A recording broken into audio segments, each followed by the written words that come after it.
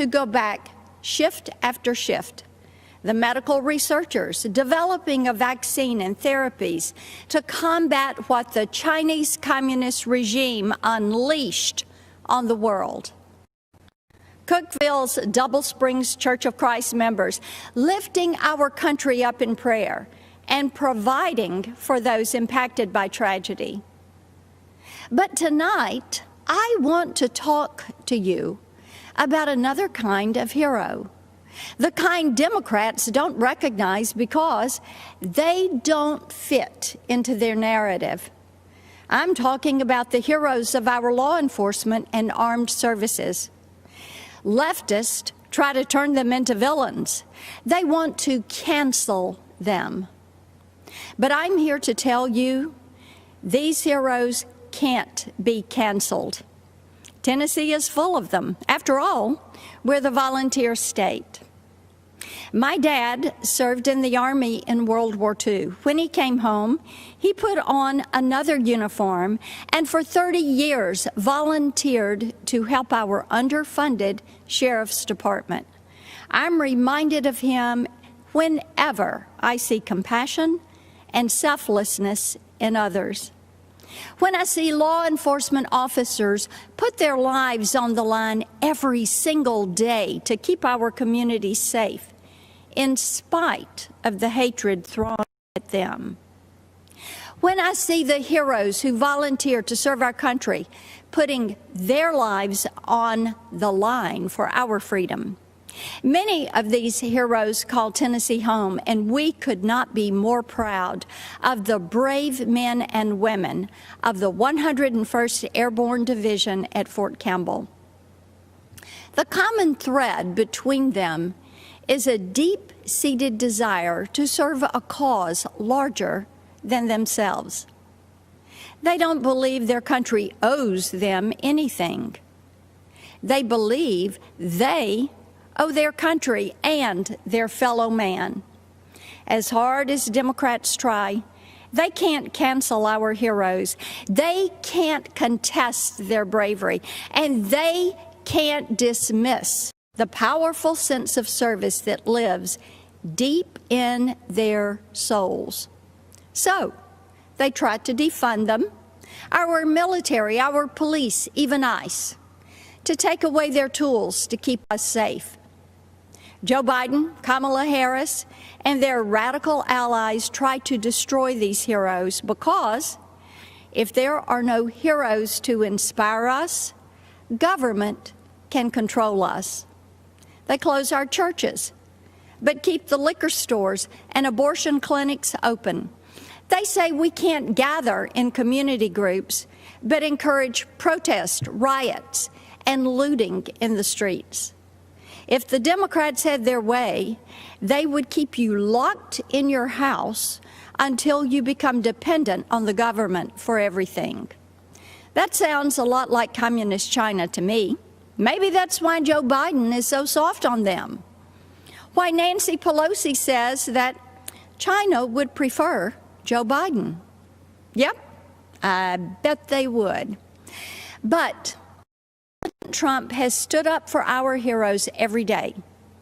He stood by our law enforcement, our military, and the freedoms we hold dear. He's made good on his promise to put America first. And I hope you will stand with me as we send him back for 4 more years with a clear message to the Democrats. You will never cancel our heroes.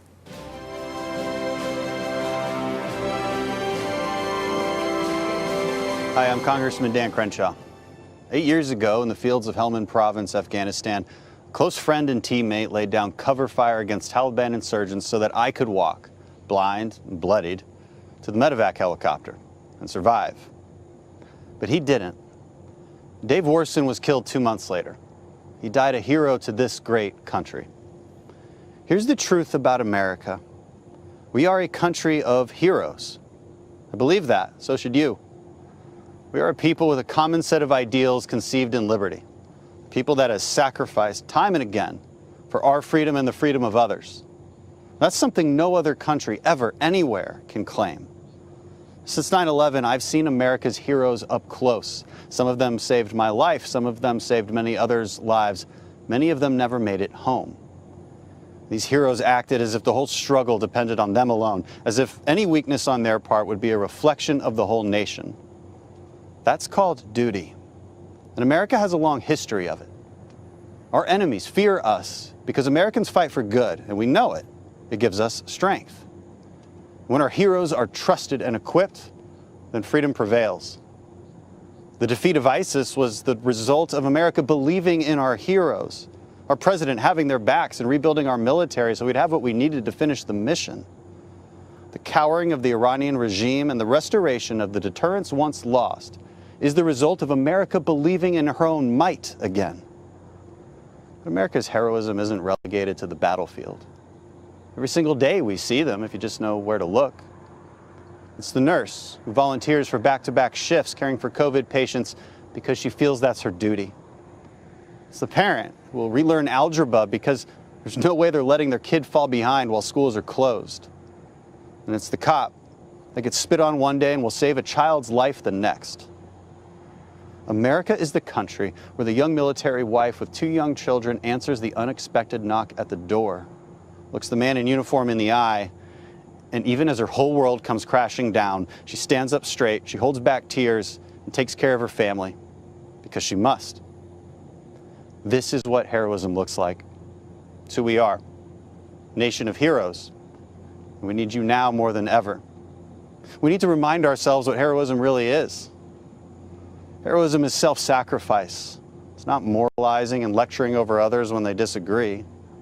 Heroism is grace, not perpetual outrage. Heroism is rebuilding our communities, not destroying them. Heroism is renewing faith in the symbols that unite us, not tearing them down. You see, America is a fabric. It's woven from the threads of history's best stories, best attributes, and greatest ideas. The American spirit reflects the oldest and most important virtues, self-sacrifice. Good evening. I'm retired Lieutenant General Keith Kellogg. In 1967, at the age of 22, I volunteered to serve my country in Vietnam. From the jungles of Vietnam to the deserts of Iraq, I have gone where my nation asked. I have borne witness to soldiers' last moments on earth, their lives spent in hope and promise of a better future for all Americans. I was in the Pentagon on September 11th, 2001. I lost friends there that day. In the years that followed, I watched my daughter, son, and son-in-law deploy to Afghanistan. I have looked into the eyes of my grandchildren as they said goodbye to their fathers and hugged them one last time. I lived service. I understand sacrifice. I know leadership. Over the past 3.5 years, I have witnessed every major foreign policy and national security decision by the President. I have been in the room where it happened. I saw only one agenda and one guiding question when tough calls had to be made. Is this decision right for America? When President Donald Trump took office, decades of failed foreign policy had crippled us. He faced wars without end in sight, creation of failed states like Libya and Syria, a past that allowed a terrorist caliphate to grow, and leadership in Washington that allowed our military to atrophy while we spent trillions of dollars abroad instead of investing at home. President Trump has reversed the decline of our military and restructured our national security strategy. With historic investment and vision, our military is now better equipped, better resourced, and better manned than any military in the world. President Trump demolished the terrorist ISIS caliphate in the Middle East and eliminated its leader, al-Baghdadi, one of the world's most brutal terrorists. President Trump took decisive action against Iranian terrorist mastermind, Qasem Soleimani, a man responsible for deaths of hundreds of American servicemen in Iraq.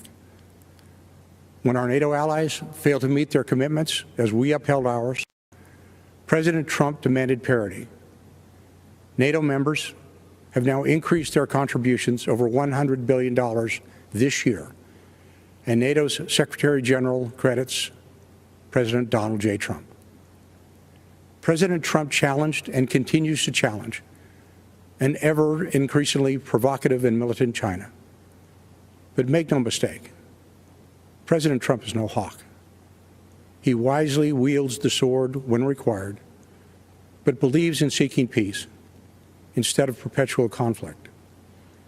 Just over a week ago, our president brokered a peace agreement between the United Arab Emirates and Israel, the first in the Middle East in over 25 years. And this week, Afghan negotiators, with help from American officials, will start peace negotiations between the Taliban and the Afghan government to end America's longest war. Ask yourself, has this president kept his promises to keep us out of needless conflicts and to pursue ending wars without end? Has he defended your interests in renegotiating trade deals that previously hurt Americans and our national security? Has he fulfilled his commander-in-chief role by decisively going after our nation's enemies? You and I know the answer is yes. The choice is clear.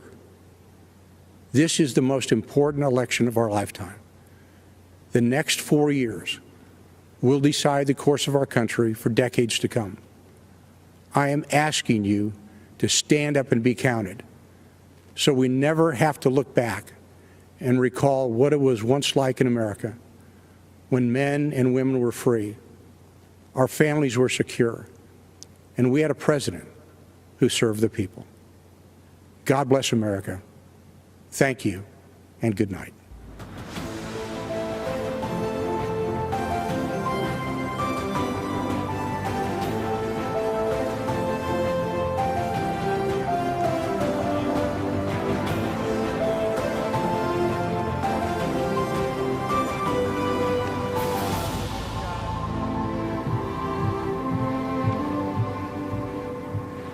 Good evening.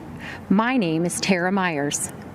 Tonight, I am here as a wife and mother to share how education freedom has personally impacted my family, especially the life of my son Samuel. Before Samuel was even born, I was told his life wouldn't be worth living. When early tests revealed he had Down syndrome, our doctor encouraged me to terminate the pregnancy. He said, if you do not, you will be burdening your life, your family, and your community.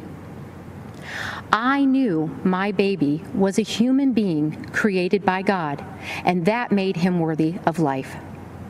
I am thankful that President Trump values the life of the unborn. When we went to register Samuel for kindergarten, we were told to just put him where he would be comfortable. Don't stress him out by trying to teach him. When we pushed for him to attend his neighborhood school with his sisters, we were told, just go home and let us do what we do. When I inquired about functional learning, I was told, this is all you get, like it or not. Well, I did not like it. One size did not fit all. So I helped fight to pass legislation in Ohio for a special needs scholarship so that all students could choose the right program for their needs. I worked to start a new functional learning program at our local private school. Finally, Samuel had an appropriate place to learn. Last December, Samuel was invited to the White House to meet our president and share his thoughts on education freedom. He said, "School choice helped my dreams come true. My school taught me the way I learn best. I was able to fit in. I made many friends. I became a part of my community. My teachers helped me become the best I can be." President Trump shook my hand and said, "Wonderful job, Mom. Your son is amazing." Unlike the doctor who told me to end Samuel's life before it even began, President Trump did not dismiss my son. He showed Samuel he valued him and was proud of what he accomplished.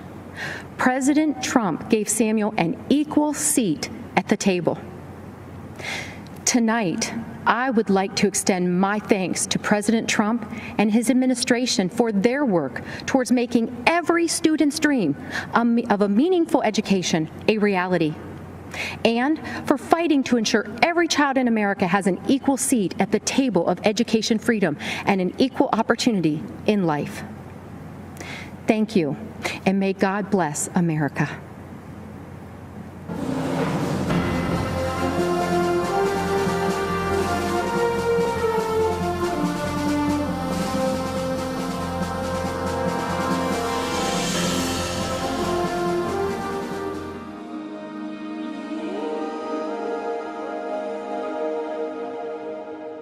It all started at a tea party.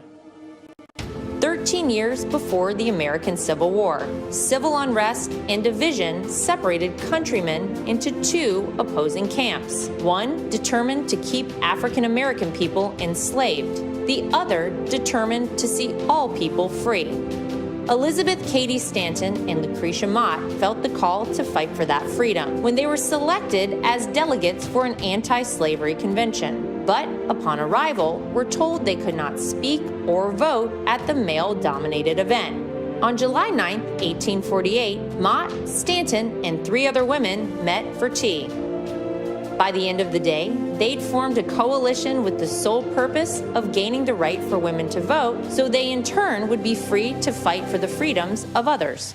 Women across America united and formed activist groups working tirelessly to win the vote for American women. The unconquerable Susan B. Anthony became one of the most visible leaders of women's suffrage when, in 1872, she registered and voted for every Republican on the ballot. As punishment for her actions, she was arrested for illegal voting. At the request of Susan B. Anthony, Senator A.A. Sargent introduced the 19th Amendment in 1878. The Susan B. Anthony Amendment was submitted and defeated 4 times, but women continued to fight. Sojourner Truth and many other black suffragettes defied segregation, fighting for all women's voices to be heard and allowed to vote. For the 2 years prior to ratification, the Silent Sentinels quietly picketed the White House. Finally, when Republicans regained control of Congress, on August 26, 1920, the Equal Suffrage Amendment was signed into law. Women's suffrage movement took 72 years and would change the lives of women forever. The victory was achieved peacefully through the valiant efforts of women patriots and the democratic process. 100 years later, in a bold declaration of rights for women, President Trump granted a full pardon to Susan B. Anthony on the 100th anniversary of the 19th Amendment's ratification. Women's suffrage was born from a desire to fight for the freedom of others. Now, we, the great patriots of America, will band together once again, and with one unified voice, we will vote for freedom.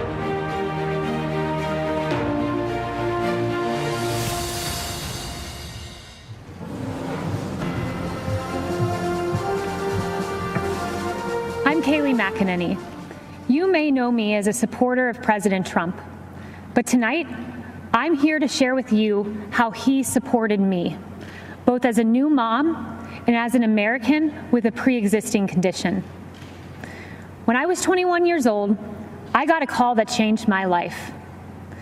It was my doctor informing me that I had tested positive for the BRCA2 genetic mutation, a mutation that put my chances of breast cancer at 84%.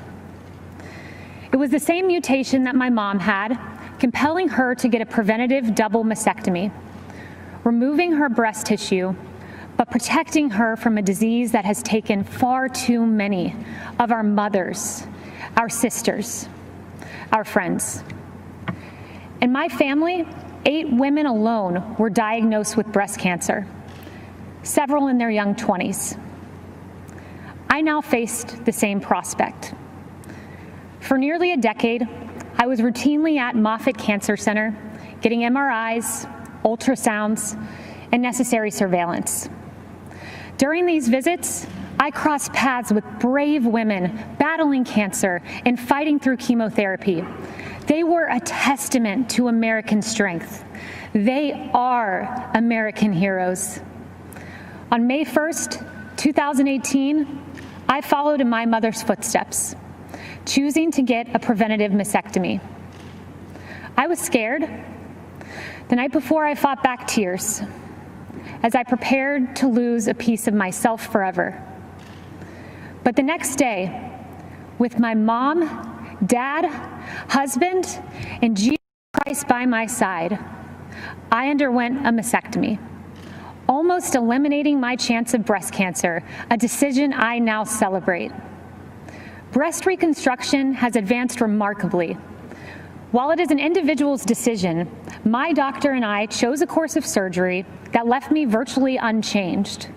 But more important than physical results, I developed a strength and a confidence that I carry with me. During one of my most difficult times, I expected to have the support of my family, but I had more support than I knew. As I came out of anesthesia, one of the first calls I received was from Ivanka Trump. As I recovered, my phone rang again. It was President Trump calling to check on me. I was blown away. Here was the leader of the free world caring about my circumstance. At the time, I had only met President Trump on a few occasions. But now I know him well, and I can tell you that this president stands by Americans with pre-existing conditions. In fact, President Trump called me this morning. I spoke with him several times today, and he told me how proud he was of me for sharing this story. The same way President Trump has supported me, he supports you. I see it every day. I've heard him say the hardest part of his job is writing to loved ones of fallen soldiers. I've seen him offer heartfelt outreach to grieving parents who lost their children to crime in the streets. And I've watched him fight for Americans who lost their jobs. President Trump fights for the American people because he cares about stories like these. I have a 9-month-old daughter. She's a beautiful, sweet little girl. And I choose to work for this president for her. When I look into my baby's eyes, I see a new life, a miracle for which I have a solemn responsibility to protect. That means protecting America's future, a future President Trump will fight for, where our neighborhoods are protected, where life is sacred, where God is cherished, not taken out of our schools, removed from our pledge, and erased from our history. I want my daughter to grow up in President Donald J. Trump's America. Choosing to have a preventative mastectomy was the hardest decision I ever had to make. But supporting President Trump, who will protect my daughter and our children's future, was the easiest.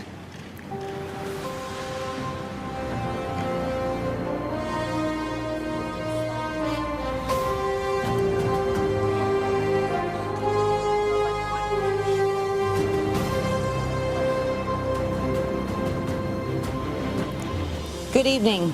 I'm Karen Pence. My husband is Vice President Mike Pence. 100 years ago today, the 19th Amendment was adopted into the United States Constitution, guaranteeing women the right to vote. Because of heroes like Susan B. Anthony and Lucy Stone, women today, like our daughters, Audrey and Charlotte, and future generations, will have their voices heard and their votes count. The women's suffrage movement was the gateway that led to women having the opportunities to achieve monumental milestones and accomplish significant achievements in both civic and governmental roles. This evening, we look at heroes in our land. As Second Lady of the United States for the past 3.5 years, I have had the honor of meeting many heroes across this great country. The Pences are a military family. Our son Michael serves in the United States Marines, and our son-in-law Henry serves in the U.S. Navy. And one of my key initiatives is to elevate and encourage military spouses. These men and women, like our daughter Charlotte and our daughter-in-law Sarah, are the home front heroes. I have been privileged to hear so many stories of selfless support, volunteer spirit, and great contributions to the armed forces and our communities. You know, military spouses may experience frequent moves and job changes, periods of being a single parent while their loved one is deployed, all while exhibiting pride, strength, and determination, and being a part of something bigger than themselves. To all of the military spouses, thank you. President Trump and Vice President Pence have been supporting our United States Armed Forces, including our military families, on a significant scale. While traveling throughout our nation to educate military spouses about policy solutions that President Trump has promoted involving real, tangible progress in military spouse employment, I have been inspired to meet heroes like Lisa Bradley and Cameron Cruz.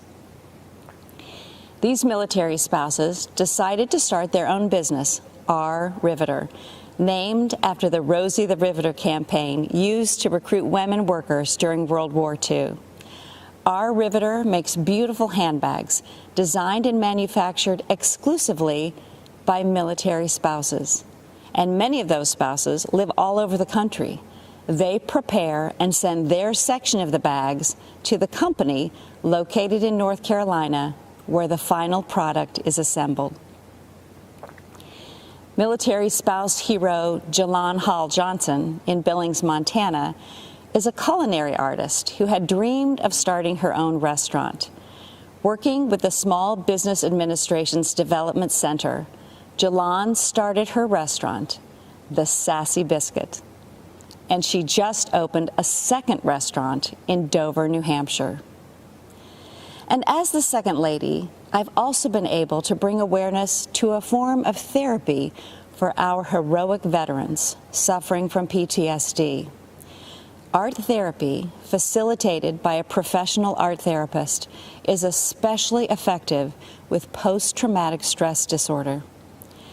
Master Gunnery Sergeant Chris Stowe, a Marine veteran I met in Tampa, who deployed for combat in Iraq and Afghanistan, said nothing had helped him deal with the trauma from his service in the Marines until he finally agreed to meet with the art therapist at Walter Reed Medical Center.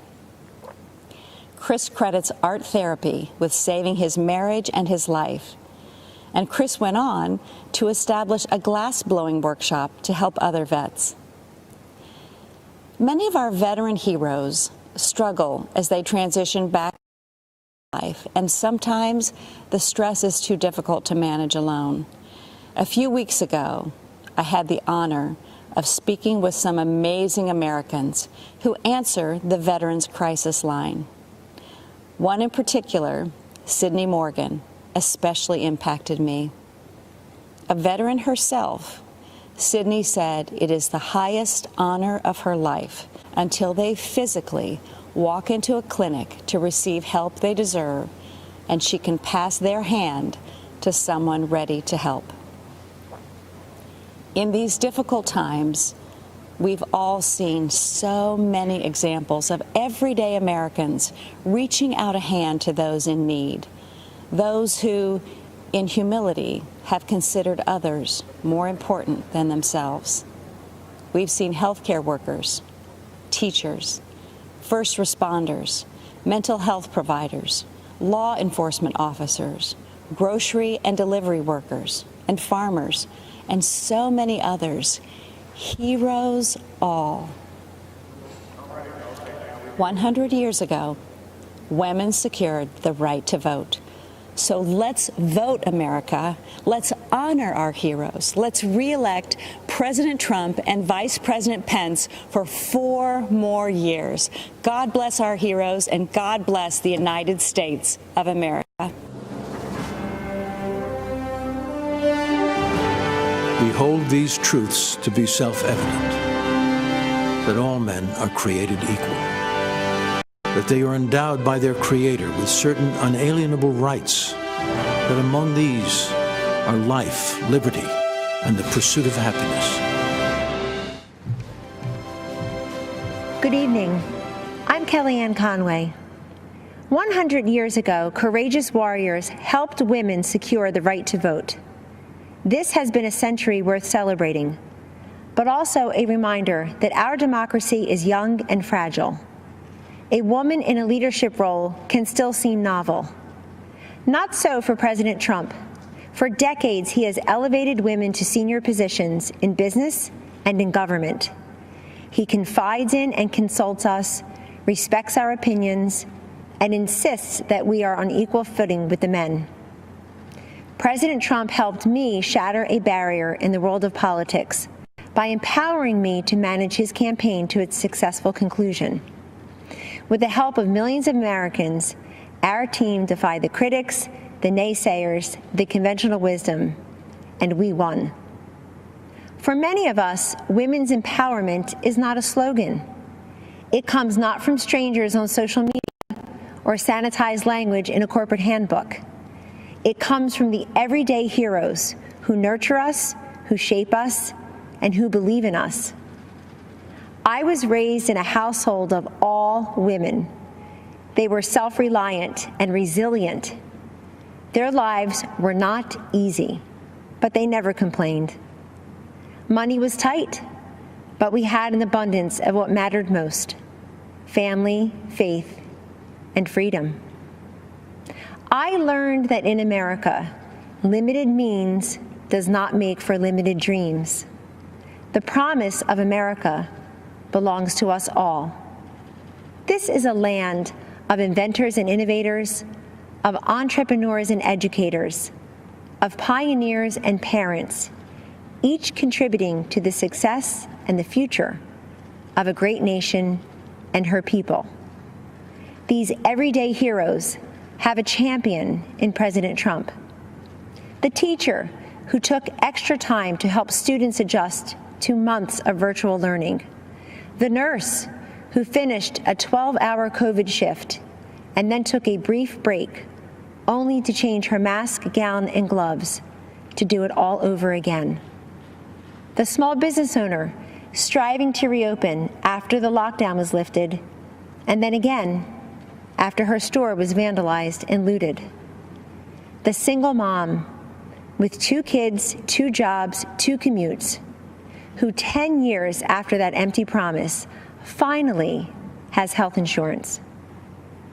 President Trump and Vice President Pence have lifted Americans, provided them with dignity, opportunity, and results. I have seen firsthand many times the president comforting and encouraging a child who has lost a parent who has lost a child, a worker who lost his job, an adolescent who lost her way to drugs. Don't lose hope, he has told them, assuring them that they are not alone and that they matter. There always will be people who have far more than us. Our responsibility is to focus on those who have far less than us. President Trump has done precisely that in taking unprecedented action to combat this nation's drug crisis. He told me, "This is so important, Kellyanne. So many lives have been ruined by addiction and will never even know it because people are ashamed to reach out for help and they're not even sure who to turn to in their toughest hour."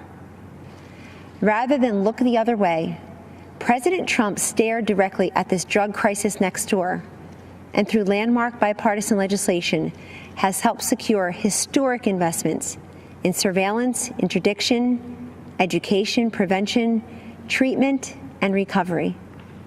We have a long way to go. But the political inertia that costs lives and the silence and the stigma that prevents people in need from coming forward is melting away. This is the man I know and the president we need for 4 more years. He picks the toughest fights and tackles the most complex problems. He has stood by me, and he will stand up for you. In honor of the women who empowered me and for the future of the children we all cherish, thank you, and God bless you always.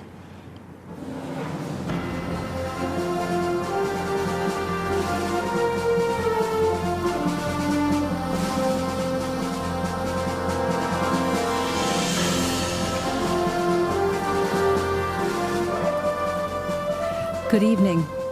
I'm Sister Dede Byrne, and I belong to the community of the Little Workers of the Sacred Hearts of Jesus and Mary. Last 4th of July, I was honored to be one of the President's guests at his Salute to America celebration. I must confess that I recently prayed while in chapel, begging God to allow me to be a voice and instrument for human life. And now here I am, speaking at the Republican National Convention. I guess you better be careful for what you pray for. My journey to religious life was not a traditional route, if there is such a thing. In 1978, as a medical school student at Georgetown University, I joined the Army to help pay for my tuition and ended up devoting 29 years to the military, serving as a doctor and a surgeon in places like Afghanistan and Egypt's Sinai Peninsula. After much prayer and contemplation, I entered my religious order in 2002, working to serve the poor and the sick in Haiti, Sudan, Kenya, Iraq, and in Washington, D.C. Humility is at the foundation of our order, which makes it very difficult to talk about myself. But I can speak about my experience working for those fleeing war-torn and impoverished countries all around the world. Those refugees all share a common experience. They have been all marginalized, viewed as insignificant, powerless, and voiceless. And while we tend to think of the marginalized as living beyond our borders, the truth is the largest marginalized group in the world can be found here in the United States. They are the unborn. As Christians, we first met Jesus as a stirring embryo in the womb of an unwed mother and saw him born 9 months later in the poverty of the cave. It's no coincidence that Jesus stood up for what was just and was ultimately crucified because what he said wasn't politically correct or fashionable. As followers of Christ, we are called to stand up for life against the politically correct or fashionable of today. We must fight against a legislative agenda that supports and even celebrates destroying life in the womb. Keep in mind, the laws we create define how we see our humanity. And we must ask ourselves, what are we saying when we go into a womb and snuff out an innocent, powerless, voiceless life? As a physician, I can say without hesitation, life begins at conception.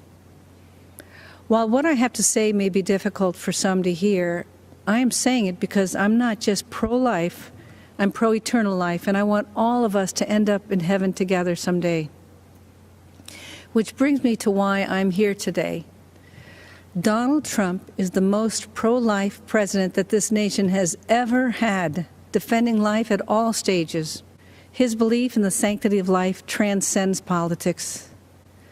President Trump will stand up against Biden-Harris, who are the most anti-life presidential ticket ever, even supporting the horrors of late-term abortion and infanticide.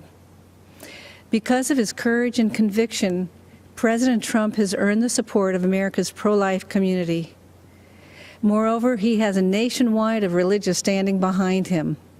You'll find us here with our weapon of choice, the rosary. So thank you, Mr. President. We are all praying for you.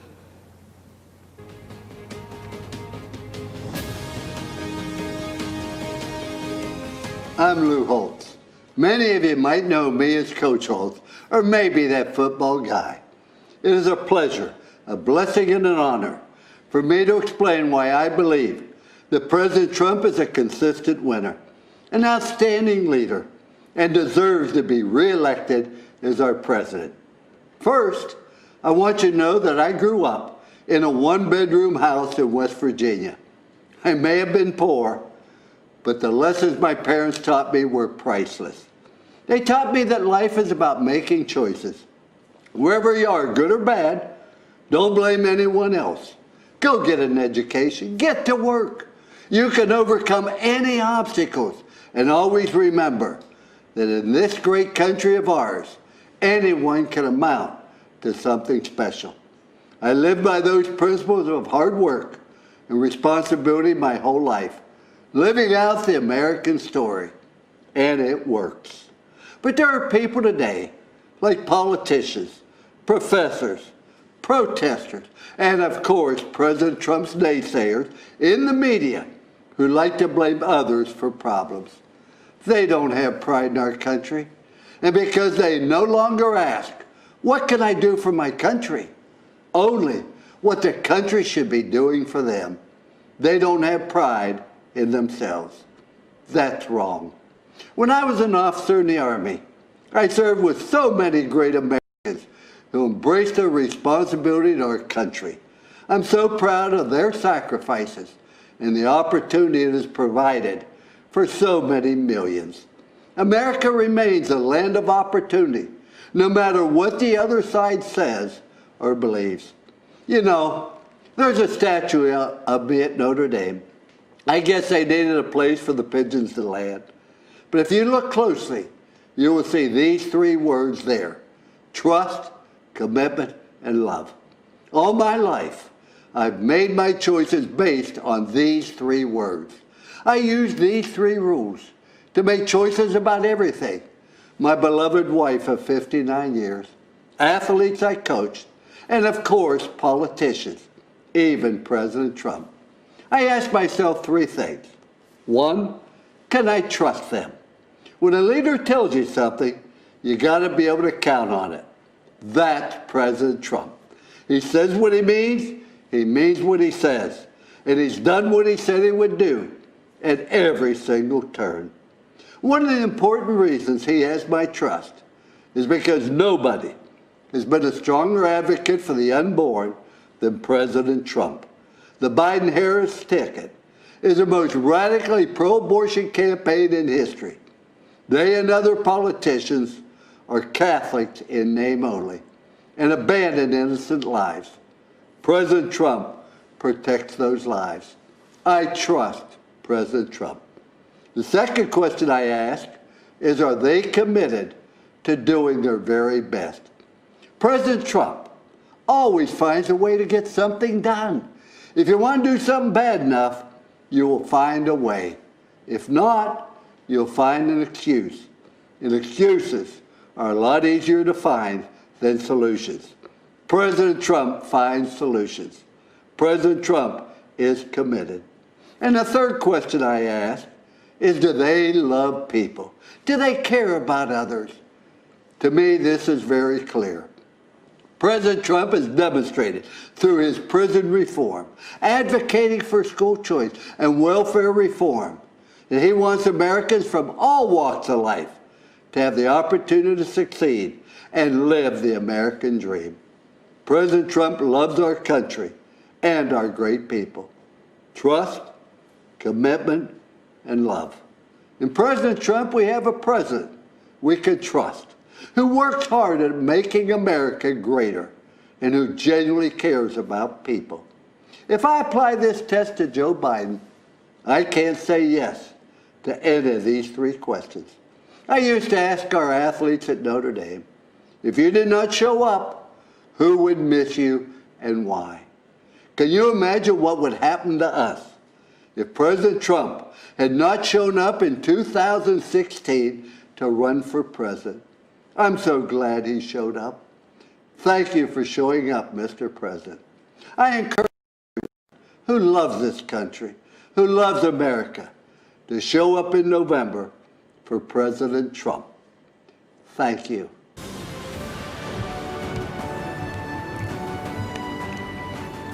Hi, I'm Michael McHale, but my friends call me Mick.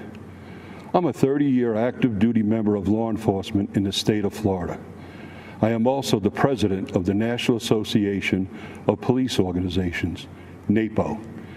Our organization recently endorsed Donald Trump for re-election as President of the United States. Our endorsement recognized his strong support for the men and women on the front lines, particularly during these challenging times. We value his support of aggressive federal prosecution of those who attack our police officers, his signing of the Law Enforcement Mental Health and Wellness Act, and his support for permanently authorizing funds to support 9/11 first responders and their families.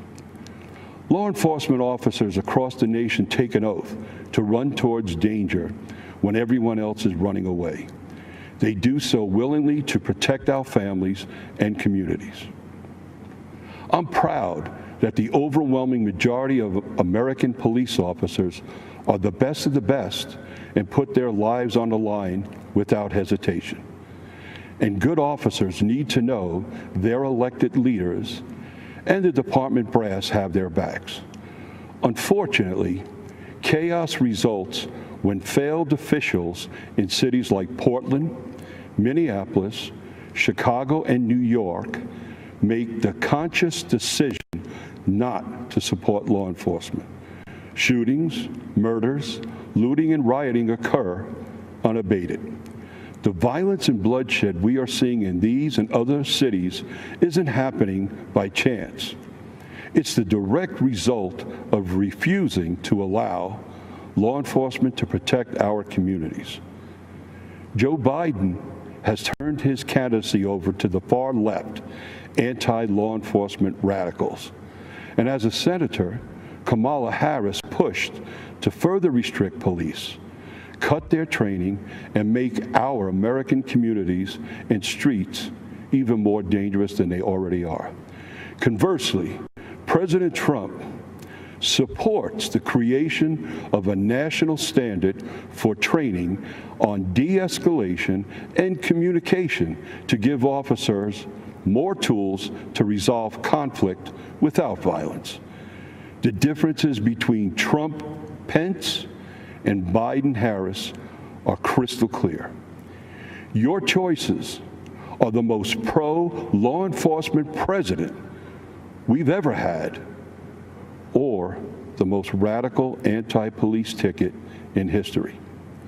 We invite those who value the safety of their family and loved ones to join the hundreds of thousands of members of the National Association of Police Organizations and support the re-election of President Donald J. Trump. Thank you, and God bless America.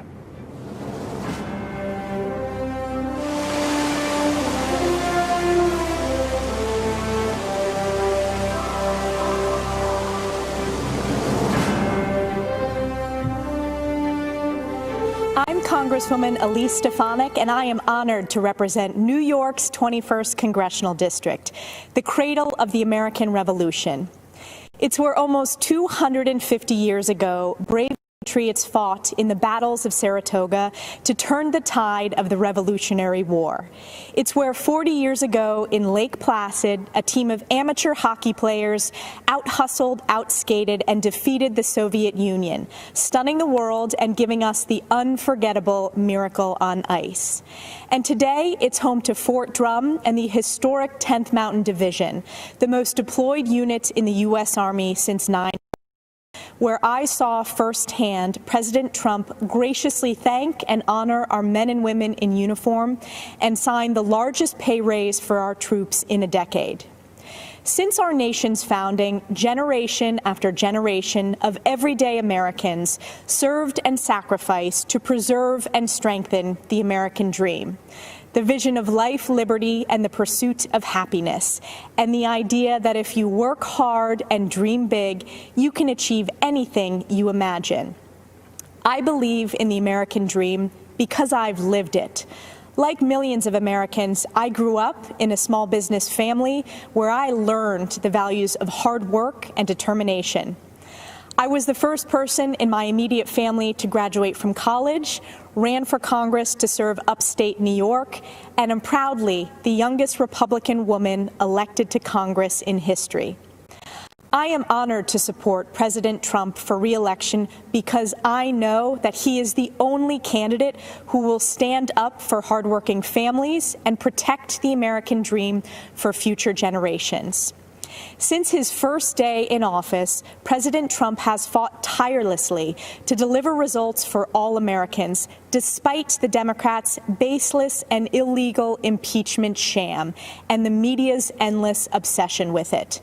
I was proud to lead the effort standing up for the Constitution, President Trump, and most importantly, the American people. This attack was not just on the president. It was an attack on you, your voice, and your vote. But the American people were not swayed by these partisan attacks. Our support for President Trump is stronger than ever before. We know what's at stake in this historic election. Americans from all walks of life are unified in support of our president. It's why more Republican women than ever are running for office this year. We understand that this election is a choice between the far-left Democratic socialist agenda versus protecting and preserving the American dream. President Trump is working to safely reopen our Main Street economy. He understands that the engine of our country is fueled by the ingenuity and determination of American workers, entrepreneurs, and small businesses. Joe Biden wants to keep them locked up in the basement and crush them with $4 trillion in new taxes. We face a critical choice.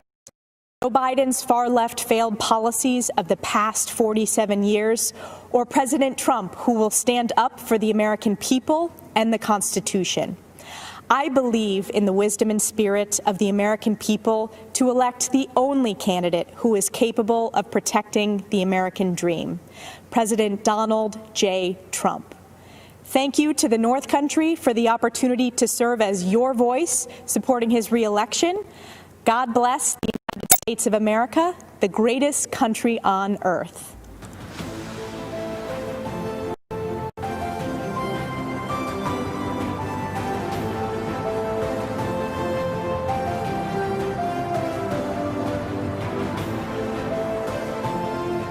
Good evening. I'm Madison Crawford, and I'm running to represent North Carolina's 11th Congressional District. This is a time of great adversity for our country, and I know something about adversity. At 18 years old, I was in a horrific car accident that's left me paralyzed from the waist down. Instantly, my hopes and dreams were seemingly destroyed. I was given a 1% chance of surviving, but thanks to the power of prayer, a very loving community, and many skilled doctors, I made it. It took me over a year to recover. My first public outing in a wheelchair was to a professional baseball game. You know, before my accident, I was 6'3". I stood out in a crowd. But as I wheeled through the stadium, I felt invisible. At 20, I thought about giving up. However, I knew I could still make a difference. You know, my accident has given me new eyes to see and new ears to hear. God protected my mind and my ability to speak. So I say to people who feel forgotten, ignored, and invisible, I see you. I hear you. At 20, I made a choice. In 2020, our country has a choice. We can give up on the American idea, or we can work together to make our imperfect union more perfect. I choose to fight for the future, to seize the high ground and retake the shining city on a hill.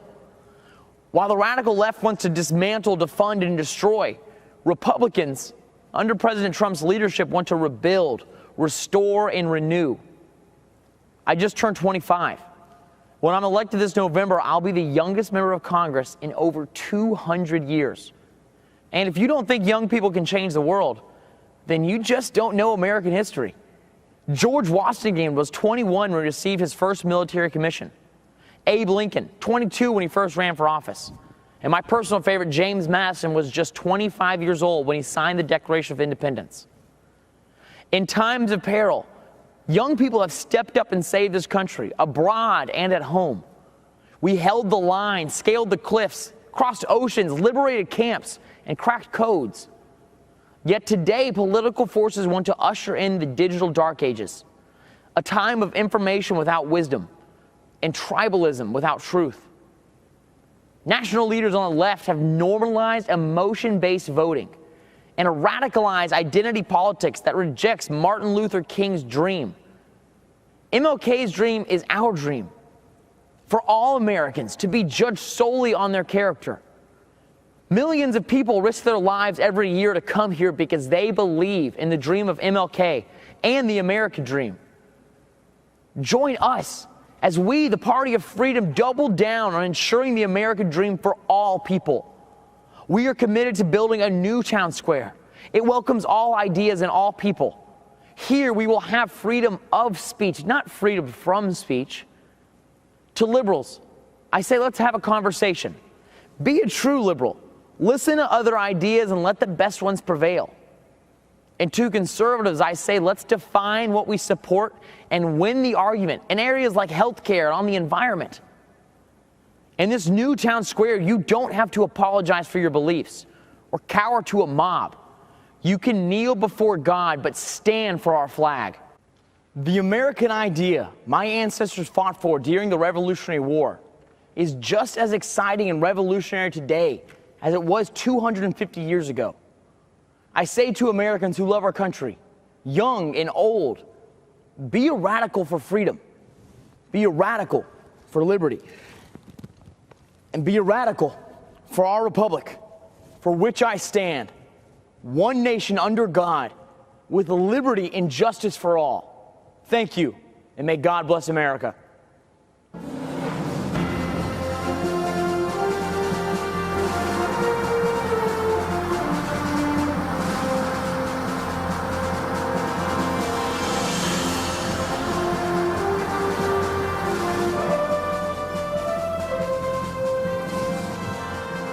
I'm Jack Brewer, a former three-time NFL team captain, college professor, coach, husband, son, and father. I'm also a lifelong Democrat, but I support Donald Trump. Let me be clear. I didn't come here for the popularity or the praise, the likes or the retweets. I'm here as a servant to God, a servant to the people of our nation, and a servant to our president. I grew up in Grapevine, Texas, a town that my great-grandfather was the first black man to settle as a sharecropper in 1896. My early high school experience included fighting with skinheads and being a witness in an attempted murder trial after my friend shot a skinhead in self-defense. I remember my dad's bravery when he personally stood up against a KKK rally in my town. In my house, my father taught me to back down from no one. I know what racism looks like. I've seen it firsthand. In America, it has no resemblance to President Trump. And I'm fed up with the way he's portrayed in the media, who refuse to acknowledge what he's actually done for the black community. It's confusing the minds of our innocent children. Before I left to come deliver this message, my energetic 8-year-old son, Jackson, stopped me and said, "Dad, can you please just tell everyone that all lives need to matter and that God loves everyone?" In that moment, I realized that my 8-year-old had figured out what so many adults have seemed to forget. We are not as divided as our politics suggest. At some point, for the sake of our children, the policies must take priority over the personalities. So because you have an issue with President Trump's tone, you're going to allow Biden and Harris to deny our underserved black and brown children school choice? Are we so offended by the president's campaign slogan, "Make America Great Again," that we're going to ignore that Joe Biden and Kamala Harris have collectively been responsible for locking up countless black men for nonviolent crimes? Are you going to allow the media to lie to you by falsely claiming that he said there were very fine white supremacists in Charlottesville? He didn't say that. It's a lie. And ignore the so-called Black Lives Matter organization that openly, on their website, calls for the destruction of the nuclear family. My fellow Americans, families need each other. We need black fathers in the homes with their wives and children. The future of our communities depend on it. I'm blessed to be able to run inner city youth programs and to also teach in prisons across America. The inmates in my federal prison program literally receive days off their sentence just for attending my class. And that's thanks to President Donald Trump and his First Step Act. President Trump cared about these Americans and their families, even when so many others had left them behind and had written them off. I'm forever grateful for President Trump for that. He endures relentless attacks, and so do many of us, like myself, who support him. But my mama always told me, when the Lord starts blessing, the devil starts messing. This convention marks a time to celebrate our history. Republicans are the party that freed the slaves and the party that put the first black men and women in Congress. It's the party of Frederick Douglass and Abraham Lincoln. And now, Tim Scott and Donald Trump. Our president has made incredible strides to end mass incarceration and give unprecedented opportunities for black in America to rise. America, let this election be a call for all God's people who are called by his name to humble ourselves and pray together and to seek his face and to turn from our wicked ways. Then he will hear us from heaven, and he will forgive our sins, and he will heal our land. Amen, and God bless America.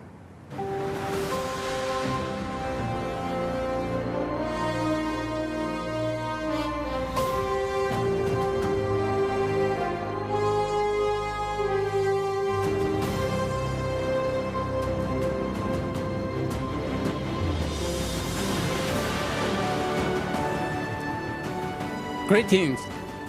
My name is Chen Guangcheng. Standing up to tyranny is not easy, I know. When I spoke out against China's one-child policy and other injustices, I was prosecuted, beaten, sent to prison, and put under house arrest by the Chinese Communist Party, the CCP. In April 2012, I escaped and was given shelter in the American Embassy in Beijing. I'm forever grateful to the American people for welcoming me and my family to the United States, where we are now free. The CCP is an enemy of humanity. It is terrorizing its own people, and it is threatening the well-being of the world. In China, expressing beliefs or ideas not approved by the CCP, religion, democracy, human rights can lead to prison. The nation lives under mass surveillance and censorship. The U.S. must use its values of freedom, democracy, and the rule of law to gather a coalition of other democracies to stop CCP's aggression. President Trump had led on this, and we need the other countries to join him in this fight, a fight for our future.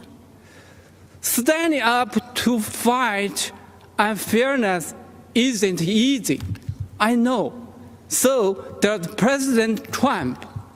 But he has shown the courage to wage that fight. We need to support, vote, and fight for President Trump for the sake of the world. Thank you.